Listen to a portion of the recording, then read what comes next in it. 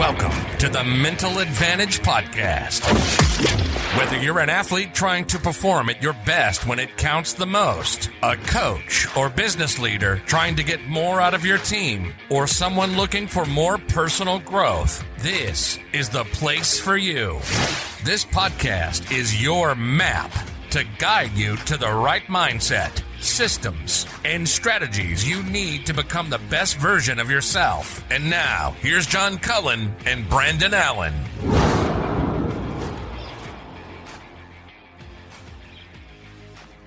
So what's happening, Brandon? We got another good one tonight. We do.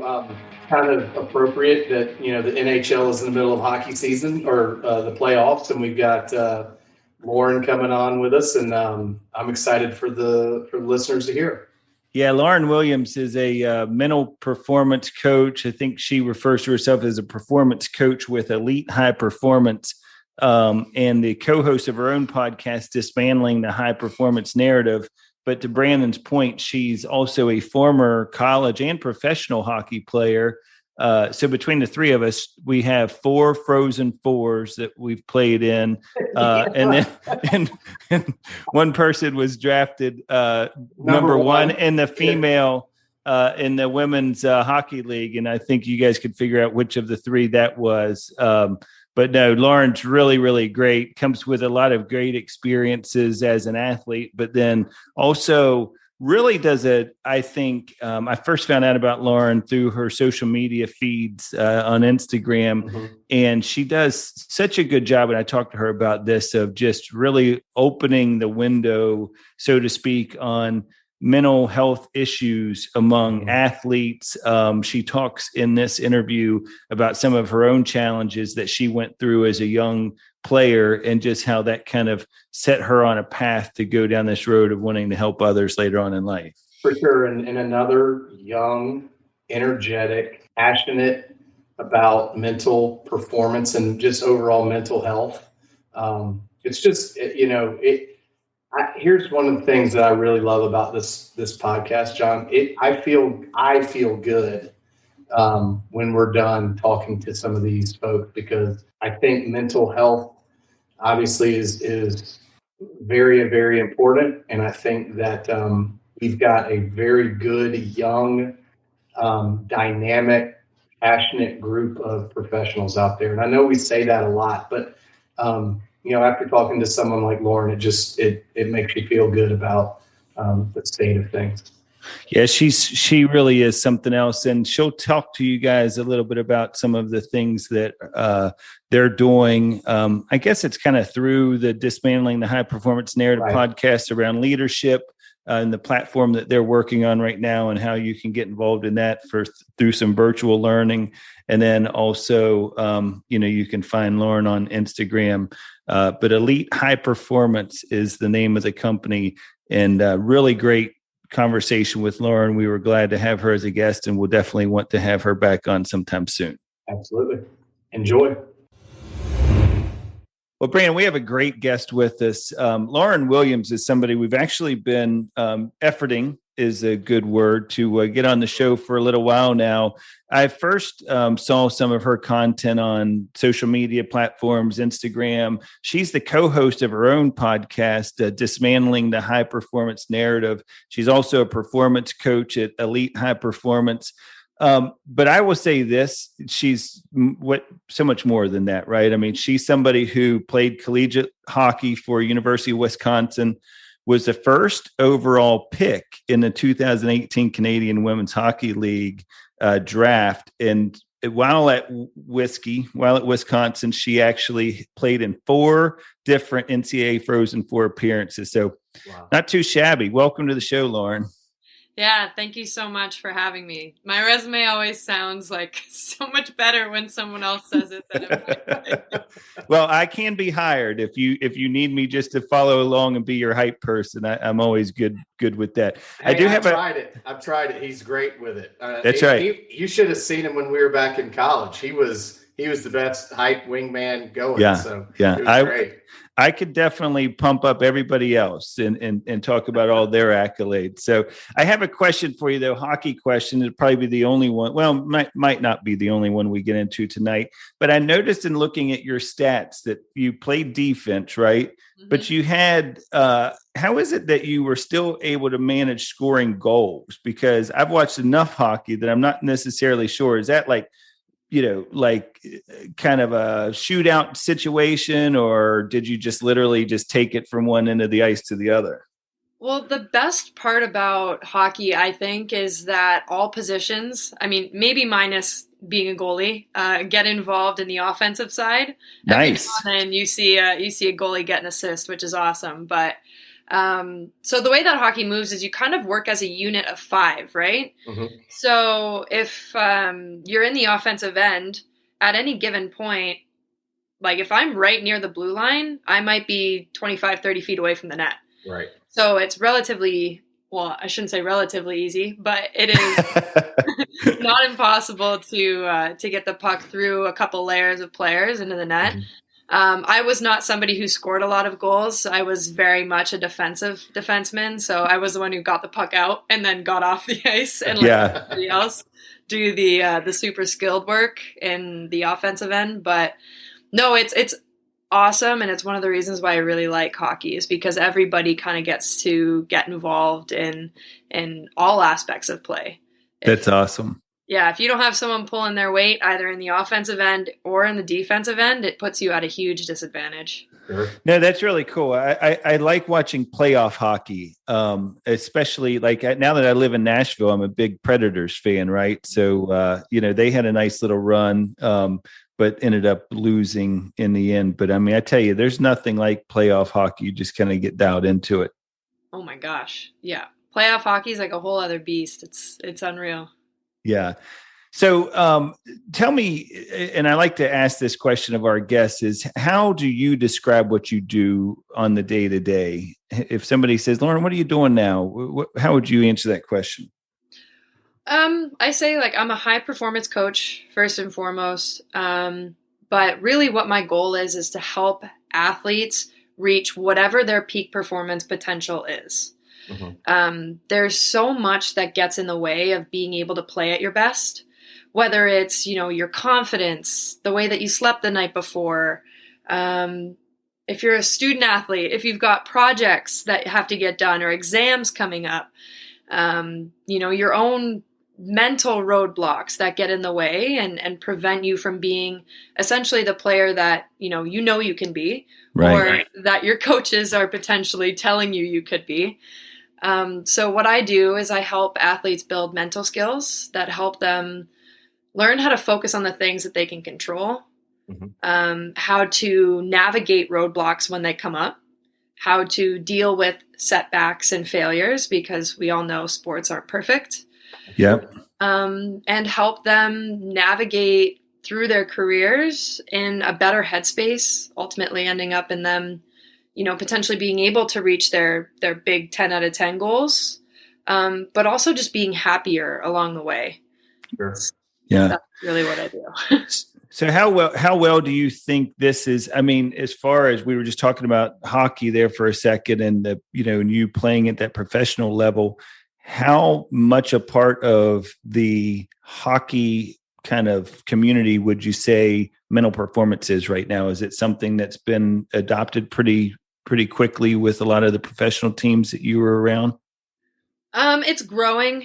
I wouldn't say that it's been heavily adopted. I think within the NHL, you'll hear of a couple athletes talking about how they do it. Some organizations bring in, say, a sports psychologist to come and help, but it's definitely not as widely used as I would hope, mm-hmm. because, these are issues that everybody deals with. Right. And being able to, have open conversations with people about this is really how you get to being able to maximize their ability to perform. So it's growing, but it's not quite there yet. Yeah. So that's a really interesting kind of segue, because I think we talk about this a good bit on the podcast, and we seem to see folks like yourself that are young, they're energetic, they have a passion for helping others. The adoption rate within sports is just because it's sports, and sometimes people view that talking about your feelings and your mental health have a kind of a stigma around it. But can you talk, Lauren, a little bit about what is a client like? Are you starting to see younger clients come to you, and parents and coaches embracing it a little more at a younger age than maybe even when you came through? Yeah, absolutely. I'm currently working with a couple players, both under the age of 15, which is awesome. One of them, their parents said like, hey, I think you could help with this. And then a couple other came from a coach who said, hey, I hear what you're doing. I think it's super important. And I'm going to feed you a couple players to work with.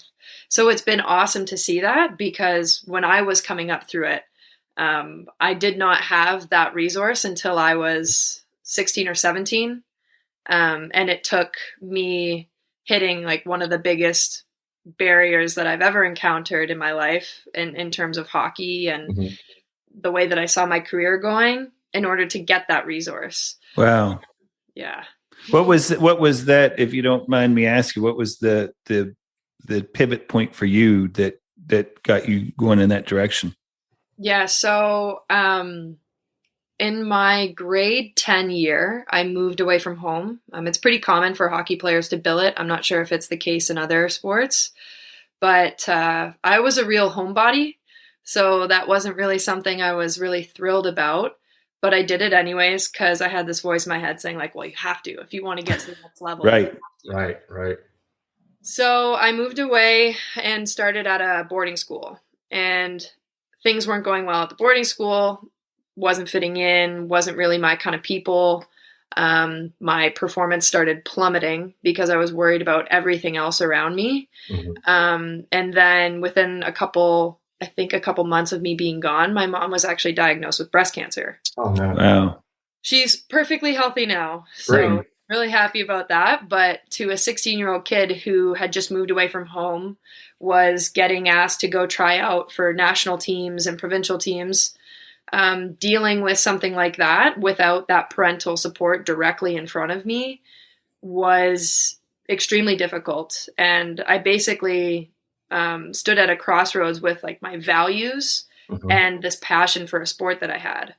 My values were telling me I should be spending as much time as possible with my family, and that I was missing that.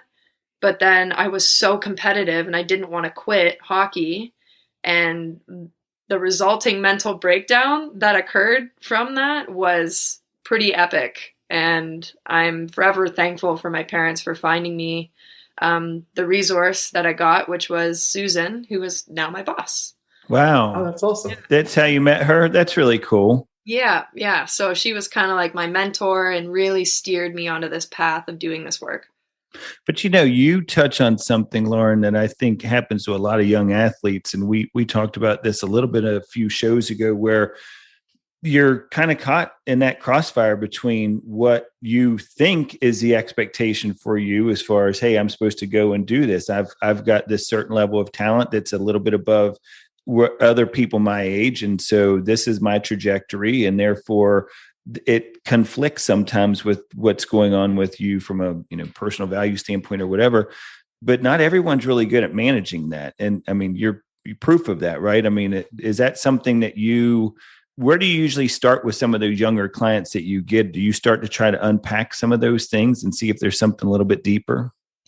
Yeah, I think it's really common to see, especially younger athletes, really focused on all the external stuff, whether that's, playing time, making certain teams, feeling like they're getting the recognition from their coaches. For girls, often there's a lot of body image stuff that goes along with that. Yeah. Well, I'm supposed to look a certain way. That was definitely something that I even dealt with as a younger athlete, and really pulling in the awareness to say, look, all of those things are really valid, but they're making you feel a certain way because you know that they're not in your control. Right. It makes you feel anxious. It makes you feel unsettled because you already know there's no way you can control that stuff. So what I try to do is kind of uncover whatever belief systems they have about them in that situation, and then try to reframe them so that they can allow themselves to focus more on those intrinsic things, the things that they have control over that inherently make them feel more secure in the process that they're on.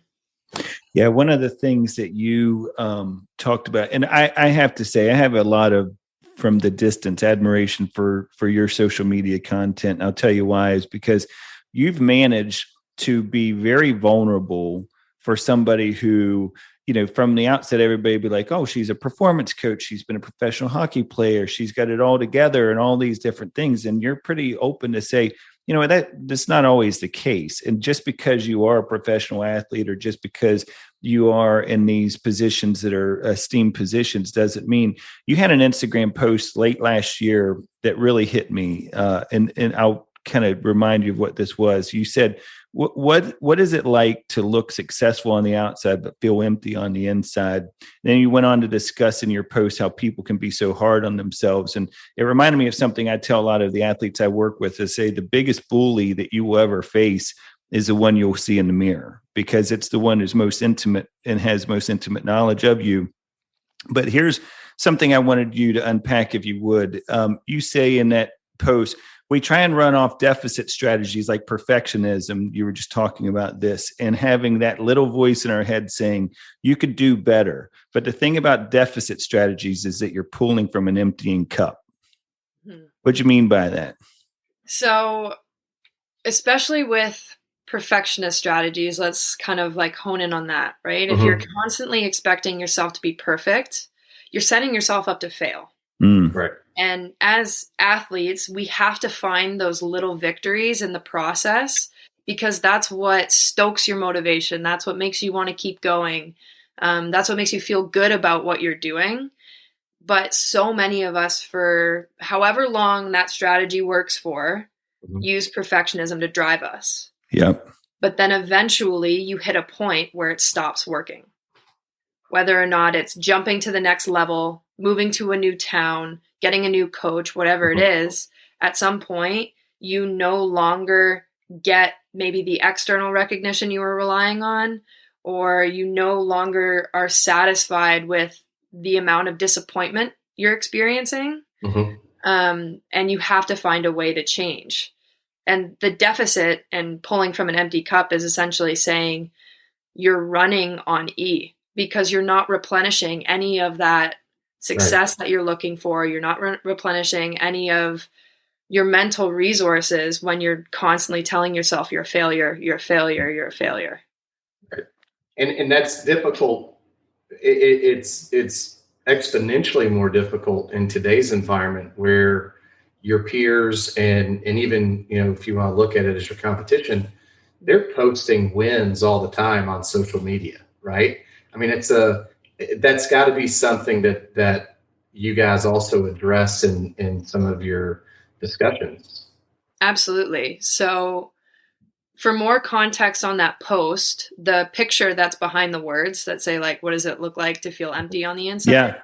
That was my freshman year headshot.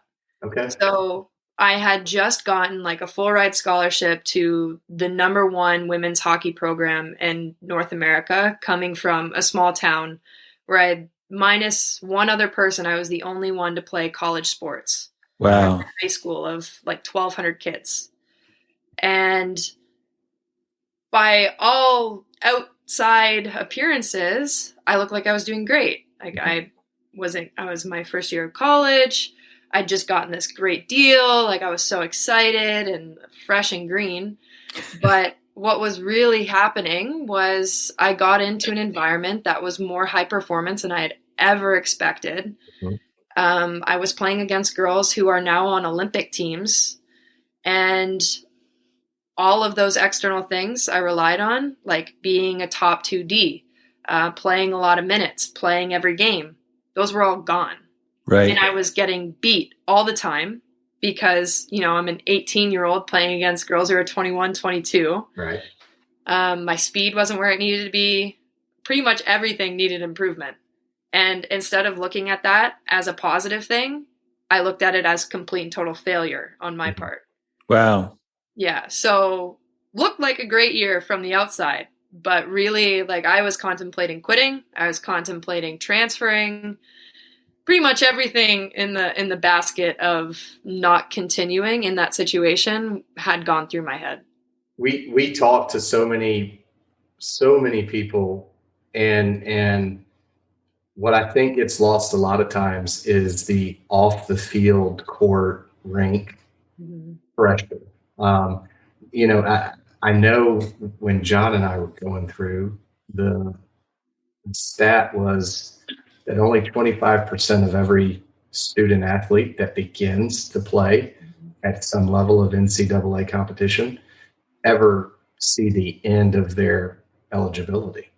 Right? I mean, that's a crazy stat. And it's on the outside, people don't realize it's not a talent issue. Because like you just said, Lauren, I mean, you're coming from a big school, 1,200 kids. You can obviously play. The coaches saw that you could play. They have the perspective of, but she's only 18. We're going to teach her the nuances of the game. She's going to get faster. She's going to get in the weight room. And it's this instant kind of gratification that I think everybody expects when they're a high performer. The first time that you run into that true like speed bump and you go, oh, well, maybe I'm not what I thought I was. Right? Yeah. Oh, absolutely. That went through my head. Right. And I was like a straight A student in high school and a star athlete. I had played almost every sport in high school in addition to hockey. And then I got into, again, my freshman year, and I showed up and my academic advisor said, don't take a full course load. Take the minimum 12 credits, get used to it. And I said, no. Right. I'm capable of doing more than that Yeah. as a student. Yeah. I'll show you. Yeah. Try me. Right. So what did I do? I took 16 or 18 credits and wound up with a 2.7 GPA my freshman first semester. Right? Yeah. And I had to dig myself out of that hole for the rest of my college career. Right. But it was that whole first year was like a lot of lessons just slapping me in the face. So do you think, Lauren, and I think, I mean, this is probably even a whole nother show, but do you think that there's also a part of it that I think with athletes, especially collegiate athletes, is that was the goal. The goal was to get there. You're there in that climb to get there. You would have never accepted any escape ramps or outlets and been like, oh, I'm going to give up on this dream, because you're dialed in, you're ready to go or whatever. And I think to Brandon's point about that percentage, about 1 in 4 maintain that 4 years.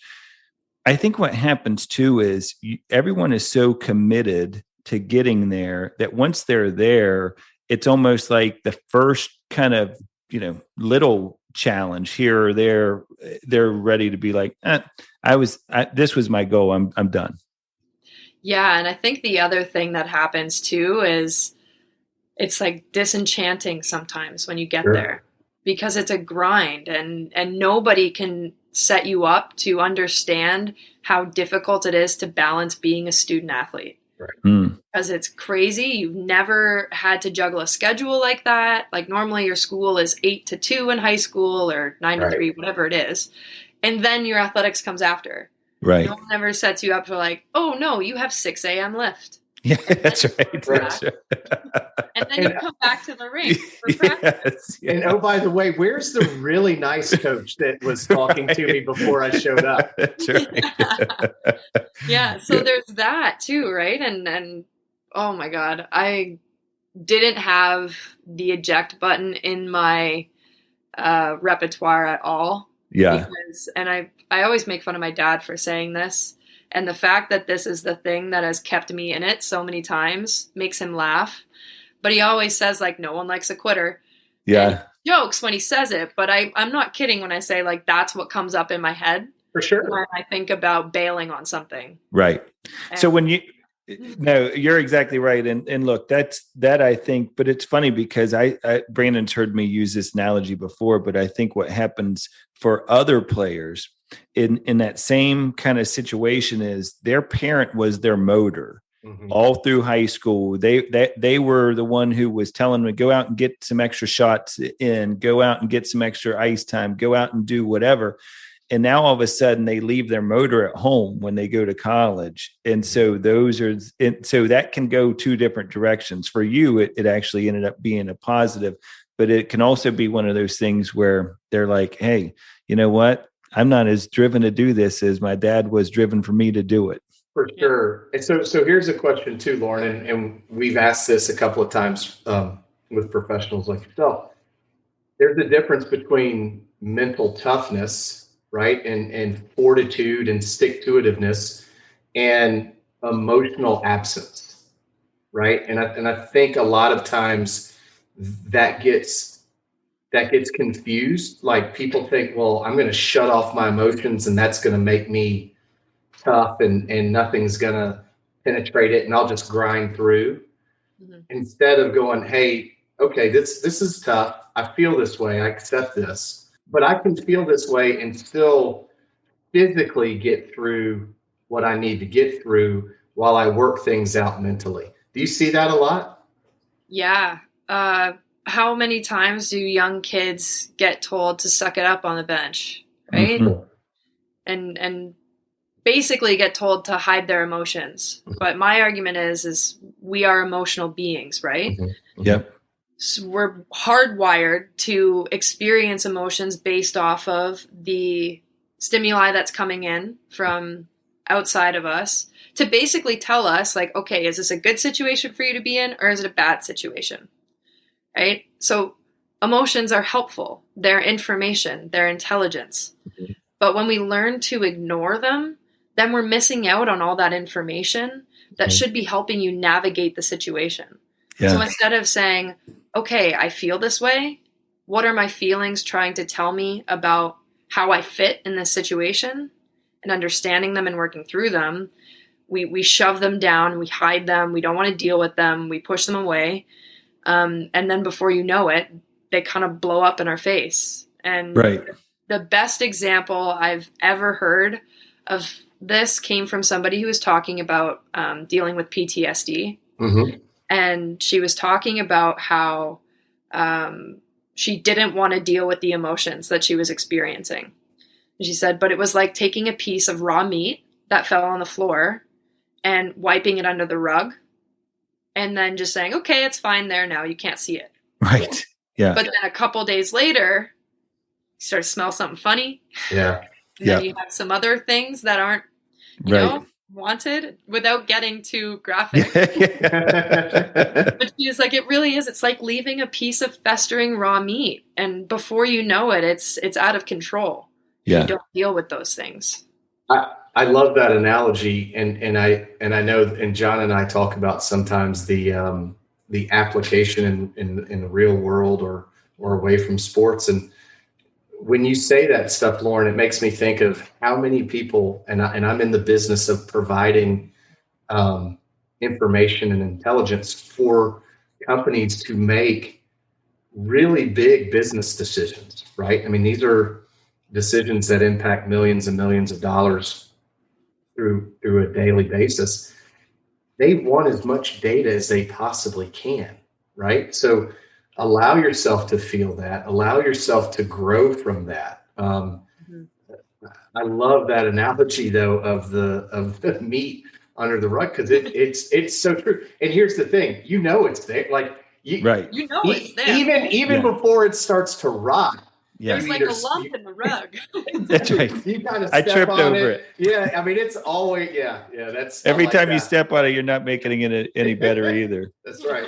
So, Lauren, before we move off of that particular moment for you, because I this is all about teaching, and I think that our listeners would really like to hear, as the performance coach now, if you had a chance to go back and talk to freshman Lauren Williams, what advice would you give her?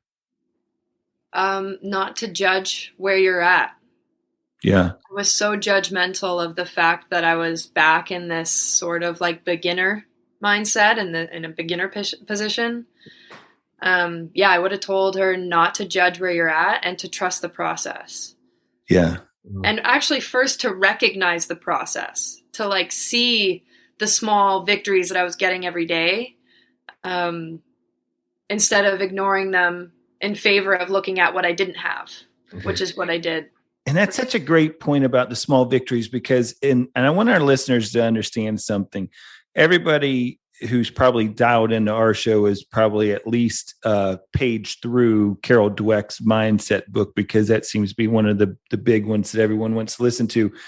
But I think the challenge with the growth mindset mentality is that it kind of goes a little bit back to that perfectionism that you talked about a minute ago. Is you're always like looking for, what can I fix? What can I get better? What can I do? Or whatever. At some point, you have to be able to give yourself credit for what you've done, and give yourself credit, and at least acknowledge that, like you said, those small victories. Because if you're constantly in a growth mindset mentality of good, better, best, at some point you're going to burn out.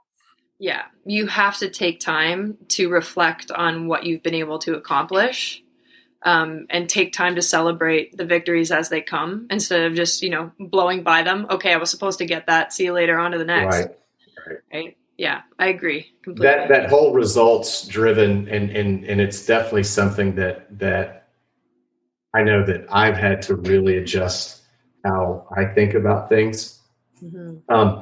And again, there's this really fine line for athletes between being driven and allowing certain things, whether they are what you want to consider failures or learning opportunities, or however you want to phrase it, being able to utilize those to make you better, but also celebrating that victory, but somehow or another not being satisfied or complacent with that. And that's a really tough balance at times. I know I suffered from that for sure. Yeah. I think one of the things that I always have athletes do is I give everybody a way to look at, like, performance by performance. How are you doing? Mm-hmm. What were your goals for that performance, and how did you stack up against those goals? And the first thing that I always have them do is look at the positives. What did you do well? And then after reflecting on that, then they can get into, okay, what needs improvement? Mm-hmm. And when it comes to what needs improvement, all that's doing is giving you a way to fuel your next practice, to make each practice purposeful, so that you're not just, showing up and wasting 60 minutes of your life or an hour and a half of your life, whatever it is, but saying, okay, there's something that I can work on here, and I'm going to put my conscious attention towards that. Yeah. I call it the well, better, how. With the athletes is, what did you do well? What could you have done better? And then how are you going to do it? Getting very specific about that. I want to move to another topic, because you kind of touched on this a little bit when you were talking about that father-daughter relationship. And it made me think about something that we've unpacked a little bit on this show, but I want to get your thoughts on, is this male versus female athletes in the way of mental performance. And what I mean by that is, we had a guest on our show a few weeks ago that was talking about how men and women have certain ingrained character traits that leave them susceptible to mental performance challenges. For example, girls usually come from this place of, they're worried about pleasing others. They want to always satisfy and be, pleasing to others. And then guys, and Brandon kind of talked a little bit about this, is they kind of grow up thinking you have to muffle feelings, or, like you said earlier, suck it up. Have you seen this to be, as a performance coach, that there's something to that, right? The male versus female. Yes, absolutely. And I agree with the fact that I think societally, girls are taught to compare themselves to others, and are taught that they should look a certain way, behave a certain way, do everything, in life a certain way to appease other people. But on the other hand, I do see that there are things that men are conditioned that both either help them in the sporting world, but also hurt them a lot. because the amount of, young boys that I've worked with who don't even know how to identify the emotions that they're feeling is astounding. And having to teach them and say, look, these are helpful things. They're not bad. They're natural. Everybody feels them. And the better you learn to feel them and understand them, the better off you're going to be, not only in sport, but also in life. Yeah. Because they're going to keep showing up. That's it. Right?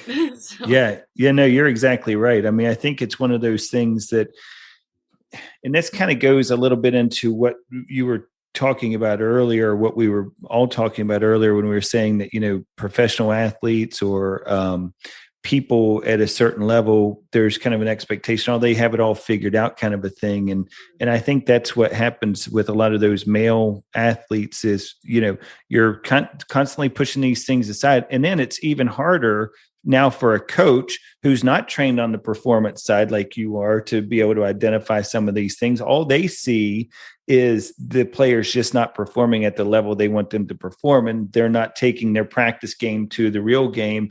And now it just becomes this really big point of conflict because the coach keeps saying, you need to get, you just need to be more mentally tough, or you need to be more competitive, whatever the case may be. And the player's just like lost in the whole thing. Well, and you don't, and to Lauren's point, if you don't know what it is that is problematic, if you can't put a term for it, it's even worse. It compounds. I mean, we talked about it, John, I told you in therapy, the person I spoke with said, okay, so during the day, write down how you feel when these things happen. And it was 3: happy, sad, or mad. Like that was it. That's all you get. I mean, it was like A, B, or C, and sometimes D, all of the above. But to the point to where they were like, hey, look, here's like a list of emotions. Why don't you start using this and kind of open yourself up to what this is? And I can tell you from personal experience that's real. Like you have someone that is pushing you. You don't know how to react to it. You don't even know what you would call how you feel. And it's just a very, very frustrating place to be as an athlete or as a human being, right? So do you see that a lot more into where do you help educate those younger players that are emotionally arrested maybe? Yeah, absolutely. Helping them start to first acknowledge the fact that they're feeling something. But the second part is really the big piece is I ask them, like, what do you think it's trying to tell you? If your emotion is triggered by a belief system that you have about yourself and your ability to navigate the situation you're in, what is that emotion trying to tell you? If it's fear-based, maybe the belief system is you believe you can't do it. You're not enough. You're not good enough. You're not worthy of whatever's happening. If you feel confident, then maybe there's a belief system that's saying, like, yeah, you can do this. You're capable of doing this. But kind of giving them the knowledge and that level of empowerment to say, like, oh, this is something I can figure out. I feel these things. That's the natural part. Now I just have to work on saying, okay, what is it trying to tell me? Because then you can look at them a little bit more objectively, right? And they're not just like this big scary thing that a lot of athletes make them out to be. Yeah, no, you're exactly right. And then it's also, once you've kind of gone through that assessment piece and that identification piece, it's also being willing to change and making that commitment to change. One of the things you talked about in another one of your posts, I was stalking a little bit of your posts, by the way. If you're kind of like, wow, this is a little bit creepy. He's like gone all the way back through the archives or whatever. But it was good. It caught my attention because, change has been such a big topic during the pandemic is people don't like change, right? And they've been forced to change so much, their routines, everything about what we've had to go through in the last year. But as you pointed out in one of your posts, people are less change agile, more change resistant now. and change should be viewed as an opportunity for growth. Why do you think people are so resistant to change? Because they know their situation, right? They know what to expect. They can predict relatively what happens next. I talk to athletes about this all the time when it comes to negative belief systems or negative thought patterns. Like, you can be super down on yourself, really negative when it comes to self-talk, but you continue to do it because at least you know predictably where you land, which is probably feeling really crummy about yourself. Maybe even, eventually a little motivated to go and work harder, which is what some athletes are taught, is you feel bad about yourself and that makes you want to work harder. And you can say, all right, something's going to happen. I'm going to beat myself up for it. I'm going to feel crummy about it for a while. And I can say, I'm going to go from A to B to C. And that feels good because your brain can say, we know exactly where we're going. Whereas change, you don't really know where it's going to take you. Right. So to the brain, that's like, I don't know if I want to do this. Yeah. Well, it's anxiousness. It's uncomfortable, right? But you hear so many times, like, when was the last time you were able to accomplish anything worth accomplishing being comfortable? Right. I mean, that's tough. I mean, it's tough. I always look at things as like, our brain is pretty primal in terms of it has one job, which is to keep us safe and alive. Survive. Yep. Yeah. And way back in like caveman days and, as we've evolved, we're starting to understand that our brain hasn't changed as much as our living circumstances. So whereas at one point in our existence, we had to be very attuned to everything that was going on outside of us because you didn't know where your food was coming from. You didn't know what predators were out there. And there were a lot of threats to your living. Now we don't really have that. So what our brain interprets as threats are social judgment, are things like quote unquote failure, and, not being good enough.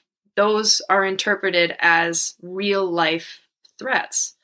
And I tell every single athlete I work with, like, you literally cannot die from embarrassment. It's okay to make a mistake. Your brain thinks you can die from embarrassment, but you can't. Yeah. No, and that actually is a nice segue into something that you all are doing. I believe this is through Elite High Performance, but talk to me about the mental gym. I know that's something that you're involved in, the brain training for athletes. I love this concept because it's that whole idea of athletes are afraid of making mistakes, just what you were just talking about. Yeah, absolutely. So the mental gym is really a space for athletes to get in and learn some of those essential mental skills that you need to live in such a high performance environment. It's not normal to have some of those expectations that are put onto athletes, right? They're different than regular life, which means that you need skills to deal with them. And we're just not taught those skills, right? We're not taught how to objectively look at our performance before we ask somebody else to evaluate us. We're not taught how to build our own confidence without asking somebody else to make us feel confident. And it really does help athletes just build a plan that they can use to say, okay, regardless of the outcome, here's how I can judge how well I'm doing right now. And in relation to the goals that I set for myself, not for any external type of thing, but these were the goals that I said were important to me. And here's how I'm going to measure my performance based off those things. Yeah. And it's so important to have that personal self-reflection, because one of the things I see, Lauren, happen all the time in society right now, especially in the sporting world, and I see it in the business world as well, is this constant need to coach just to coach. It's where you've got somebody who's, being asked to evaluate or give feedback to somebody, and that player, or in the business world, that employee is just asking, the great ones always want feedback, but they're asking for feedback But sometimes that feedback could be, hey, you're doing pretty good with that. That's good. Maybe just tweak a thing here or there. But you see them always like feeling the need to find some, negative thing or some mistake or whatever. And so I think that kind of fuels some of that as well. And I also think, and I don't know if you guys up in Canada and in the hockey world, if you saw a lot of this, but this specialization in sport now with these like special coaches, the guy that you're going to pay, $75 to $100 an hour every week for your son or daughter to go see, they feel like they have to justify that money. Sure. And so now they're going to constantly be finding things that aren't good either. Right. So it's just, they're overcoaching as well. So these athletes sometimes are conditioned to be needing that mental gym because of all of these, quote unquote coaches they've had along the way. Absolutely. I mean, the way that our society is set up is to give you as much data as possible, right? Like we're very results driven. We want to see return on investment. We want to see improvements, right? But that's just not how life goes, especially in the athletics world. Like there's a reason why the word plateau exists. Yes. Yeah. But it's interesting to look at it from that way, right? And I'd never even considered that because I do power skating coaching for hockey players, which is literally how can we make your stride as efficient as possible so you're not wasting energy. Yeah. And in that, I get very nitpicky. But I tell people that, hey, look, this is the first time that you're learning this. You learned how to skate basically on your own. So all of my feedback that I'm giving is constructive. Right. I want you to take it and think about it. Try to apply it as a beginner skater. Yeah. Because essentially you are. And it's really funny. Like I'm working with 18-year-old boys that are playing, AAA hockey or on the college path. Right. And they're like, what am I doing? So I can make it real easy for you. I can get some ice time in the next couple of days. I can video it and you can play it, just be like, you see that? Yeah, don't do that. At all costs. You see how he looks like there's a shark attacking him on the ice? That is not how we play the game. They'd have to move the PVC pipe little walker thing that they put with the young skaters too. The stuff that they would have to do, they wouldn't even be able to tell with all the padding I'd probably have to put on at this point in my life. Broken wrists, ankles, all of it. So yeah. Oh yeah. So I love all of the things we've been able to unpack here. The whole idea of once you've made up your mind to make that change, and whether that's because you are overcome this fear of wanting to make mistakes and you're willing to take the leap, that's the motivation. And we talk about that difference between motivation and commitment a lot. It's like the commitment is what keeps you going after the motivation's gone. Motivation gets you started, but the commitment is what kind of keeps you going after that motivation gone. So one of the challenges for coaches and employers keep talking about wanting more motivated players and employees, but they don't understand that that's fine. It's only going to get you so far, though. But you've got to be able to stay committed after that trigger, that prize, whatever the case may be, has kind of been accomplished. Because, like we always say, you're not always going to feel like waking up at 5:30 in the morning and working out. But the disciplined, committed player is going to do that. Yeah, and I think the way that I sum it up for people is like motivation gets you out of bed and doing whatever you need to do on the low threshold days, the easy days, right? But commitment's what keeps you going when you're tired, you're sore. Maybe for hockey, which is one of the only college sports that spans both semesters, goes from September to March. When you're in, the last couple months of the season, you're like in the thick of April, you want to be done. Right. That's what keeps you going is commitment. But I always have people remember why they started. Yeah. And I help athletes create like a really vivid visualization for what that end goal is. What is your why? Why are you doing this every day? And visualize it to a point where it's almost like you're watching it on a high def TV with surround sound. Like you can hear and see everything. Right. You can feel all those emotions. And whenever you're starting to experience a falter in motivation, which I normalize because it is completely normal. You don't feel 10 out of 10 every single day. To pull that out of your back pocket. Remember why it was so important to you when you started the journey. And hopefully you see a little bit of that uptick in motivation, or at least a reminder of why you need to be committed. Well, and I think it's important to learn to what I call pre-commitment is what are you going to do ahead of time that's going to prepare you for when adversity hits. Maybe something doesn't work out the way you want it to. How are you going to avoid that? Because the goal shouldn't change. Maybe your path to get to the goal will change, but so that we talk about it as pre-commitment. I'll give you a great story I just recently heard. So I was trained in mental performance by Brian Kane, and Brian does a lot of like Ironman workouts and races and things like that. Well, he was training last year during the pandemic to do this big Ironman race in Arizona. And 15 days. So you can only imagine what kind of training goes into these Ironman races. So 15 days before the race, they cancel the race. They're like, oh, we're not going to have the race or whatever. Now, Brian says, you know what? For me, it was no big deal. I mean, it was a big deal, of course, but his mind immediately went to those who were just training for the first time. This was going to be their first one. He's done it quite a few times. But somebody asked him, I was on a call with him, and somebody asked him, well, what did you do? What did you do when you found out it was canceled? And he said, I gave myself about 30 seconds to sulk and think, wow, that really sucks. And he said, and then what I did is I just reframed it. And I reminded myself, I wasn't training for the Ironman. I was training for life.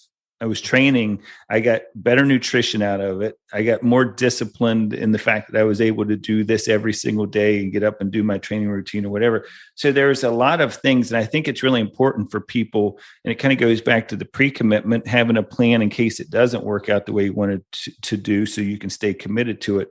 But then also it's understanding that life will get in the way of some of these things, and you got to be able to reframe or refocus on the positive in whatever that adversity is. Yeah, absolutely. And being able to adapt to whatever your circumstances is so important. And they say some of the best athletes are the ones who can adapt the most. Sure. And be able to change tack or change focus whenever. But yeah, I could not imagine being in that situation where you're training for an Ironman and then, oh, no, it's not going to happen. but I love too the thought of some perspective. We were talking to Dr. Mo Pickens, and he was talking about a golfer and how perspective going into a playoff hole, it absolutely shows kind of where your head needs to be, right? One was, okay, if we were at the beginning of this tournament and I said, hey, you've got an opportunity to win, but it may take a playoff hole, you would have taken it, right? Versus, I can't believe I just blew that last hole and now I've got to go to a playoff hole. Step back a little bit, stop feeling bad for yourself and realize like you're still in this position to accomplish the goal that you set out to accomplish. So, yeah, the perspective thing is huge. One of my teammates said to me one year, we were talking about getting into playoffs, and instead of playing, the number 4 team, we played the 3rd seeded team, which was like right below us, and they were our rivals, and everyone was like, oh, we don't want to do this. Like, this sucks. And people are kind of getting, you can sense that there's a little bit of worry, right? Mm-hmm. Because if it's, 1 versus 4, there's like a little bit more of a feeling of cushion, although you're in the present 4. So like, they're all great. Yeah. But my one teammate said to me, she goes, the nature of the task doesn't change. Your perspective on it is what changes. So if you can develop a healthier relationship to whatever is right in front of you, then the nature of the task is the exact same. Absolutely. Yeah. He's like, you still got to put the puck in the net. Right. We're still playing hockey, right? I mean, at the end of the day, we're trying to perform and play to the best of our ability. And whether you're playing a junior team or you're playing an Olympic national team, what's on the jersey doesn't matter. I'm just supposed to go do the best that I can do at the sport that I love.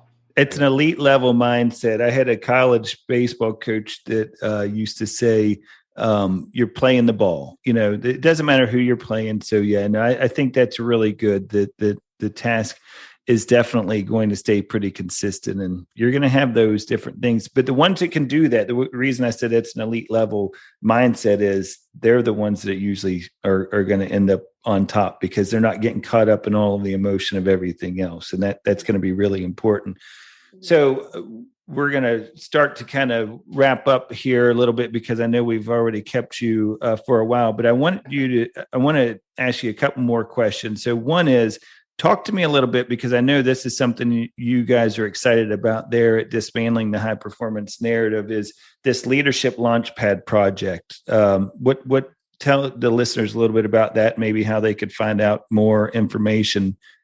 Yeah, absolutely. So the Leadership Launchpad project is all about teaching people the side of leadership that you don't get at the typical leadership conferences, right? The amount of information, there's a stat for this, and of course I'm not remembering it right now, that people actually take away from, the leadership trainings that companies have is very little. Every single company says they need better leadership, and they bring these people in, and then the results are not there. Absolutely. Right? And the reason is because you can teach somebody how to be a leader, and you can give them all the verbiage for it, and here's how you show up for people, and, stand up straighter, make yourself, look like a leader. But if it doesn't align with the mindset that you have, then that stuff falls flat. It doesn't work. Yeah. So we kind of combine it with, here's your leadership stuff, but also here's the mindset training and how you show up as a leader for yourself first, before you start to show up for others. I like that. Yeah, because, oh my gosh, people who want to help others are the self-sacrificing type, right? Mm-hmm. They put all of their needs on the back burner. They say, well, I have to get this done at work first, so I'm not going to take care of myself. Mm-hmm. But, I mean, you can't pull from an emptying cup, as I've said before. Right. Yeah. So that really teaches you the mindset piece that has to come along with some of those leadership strategies. You're so spot on, number one. So as I was saying earlier, in my real world, when we're not doing the podcast, I'm a leader for a pretty good sized company. That's probably a little bit of an understatement, but now I'm curious. Yeah, well, we'll talk off. Yeah, we'll talk off camera or off the mic anyhow. But one of the things about it is I've done management development training for some of the leaders we have, and I always say, to your point, everybody always tells leaders what they need to do. They don't tell them how they need to do it. Nobody ever takes time to do any of that stuff. So it's really good what you guys are doing. How can they find the website, maybe a little bit about where what is there dates on this? I know it's a lot web-based now, right? Yeah. So go to highperformancenarrative.com/leadership. And all of the info is there. I believe we're starting, or signups close June 15th. So that's the last. Wow. Okay. Next week, right? We're getting into it. And the best thing about this is that it's group based. So myself and Rob lead it, but we have a group of people together that get to talk and share their experiences. And I think that's one of the best things that you can foster in this type of environment where everybody's trying to, optimize or get better or just, find a way to more efficiently navigate life, is to have a community with it, to hear that other people are going through the same stuff as you. And even though we're all dealing with our own problems, there is a similar storyline. Yeah. And you can feel comforted by the fact that, hey, there's other people going through the exact same stuff that I am. There's a guest we had, Mark Glissini, and you guys need to get him on your show. By the way, Mark Glissini played lacrosse at Yale, was on the Olympic training team. We need to double check and see if he made that squad, but really professional lacrosse player, really great, but he's now a mental performance coach, really great guy. He's a stud. And he shared on here, and it wasn't his, but he got it from somebody else. But this definition of leadership is comforting the disturbed and disturbing the comforted. And I loved it because I thought it was so good. It's like that is leadership right there, is having that ability to do both of those things when it's needed, when it's needed. So Lauren, last question. When are you the happiest? Hey, I'll while you think about that, John, you've never asked that question. I'm not. That is, you want to talk about throwing for Lauren a curveball. Yeah. She was looking fastball, and I was like, hey, here's a little something. Hey, let me show you what I got right here. Yeah. Oh, man. I think I'm honestly one of those people that it would change given where I'm at in life, right? I think right now where I'm happiest is when I'm with people where we can have conversations like this. Right. I really have found a passion for like the teaching side of things, and with clients or even with my family, my partner, and talking about like this kind of stuff that makes you feel, or at least makes me feel like I can teach a little bit, but then we can have that back and forth of like, what do you think about that? Yeah. A couple of years ago, I probably would have told you when I can lace up my skates on a fresh sheet of ice and have it all to myself and just get to go out there and have fun. When I was in high school, it probably would have been sitting in the front room with my mom, my dad, my brother, getting to do all that kind of family stuff. But yeah, I think right now it's being able to sit, we'll say, in a virtual room like this with people like yourself who are equally as interested in this stuff, to have meaningful conversations about it and to start, spreading the word about how important this stuff is, whether that's with, colleagues, family, friends, whoever. I don't know. I'm really into it right now. That's awesome. You're doing great, by the way. I mean, and I figured that was going to be and you're so right. It changes. I mean, I'm going to be 50 years old in October. And yeah, it's getting up there. Old timer. Halftime. And but it's funny. You go back to 20s, like you said, 30s, it's changes. And then as a parent, then it becomes something different for you. So it's all that perspective that we've talked about and we have to have. Last thing, tell everybody where they can find this social media content that I've been talking so much about. Yes, well, shouldn't you tell them since you've been stalking her? Yeah. My Instagram is at LaurenWillie17. I'm pretty much, like you said, I'm a little bit of an open book on there. I try to share a little bit of everything from like mental performance tips to what's going on in my everyday life. And if you want to follow Dismantling the High Performance Narrative as well, we post clips and quotes from all of our episodes on there. That's High Performance Narrative, just on Instagram. And then if you want to reach out to me, feel free. DM me on Instagram. I'm on LinkedIn as well, although I'll say I'm like a noob when it comes to I'm such a rookie on LinkedIn, but we're working on it. Rob is really helping me with that because he's like the LinkedIn master. Yeah. Okay. You can get some, I mean, it's funny. We've actually gotten a couple guests through LinkedIn before. Bob Tewksbury, who was a, former major league pitcher and mental skills coach in the major leagues. And he found him on LinkedIn and was like, okay, let's go ahead and fire a message off. You got to shoot on goal if you want to score, right? So absolutely. Yeah. That's right. We're not afraid to do that. Well, Lauren, we can't thank you enough. You were a treat to be able to sit down and talk with. I know, like we were saying, just from the content that you put out there on social media and some of the things that you and Rob are doing with that podcast, it's fantastic stuff. So always proud to talk to somebody else who gets it like you do and is continuing to work on and evolve ways that they can help more athletes, help more clients and people just, get better and close that gap between where they are and where they want to be. So thanks for joining us. No, thank you so much for having me on. It was really an honor. And I'm glad that we finally got it together. That's right.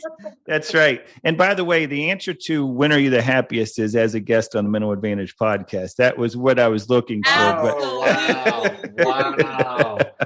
Man, I didn't know we were going to talk about fishing today. Yeah, that's right. That's right.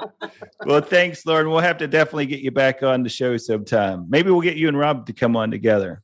Yeah, absolutely. We would love that. And again, thank you so much. It's been an honor. Awesome. Thanks, Lauren. Want to provide feedback or stay up to date with the show? Visit our Instagram page at Mental Advantage Podcast, or you can send us an email at podcast@mentaladvantage.net. To have John Cullen work with you or your team, please write to him at john.cullen@mentaladvantage.net. Thanks for listening to today's episode.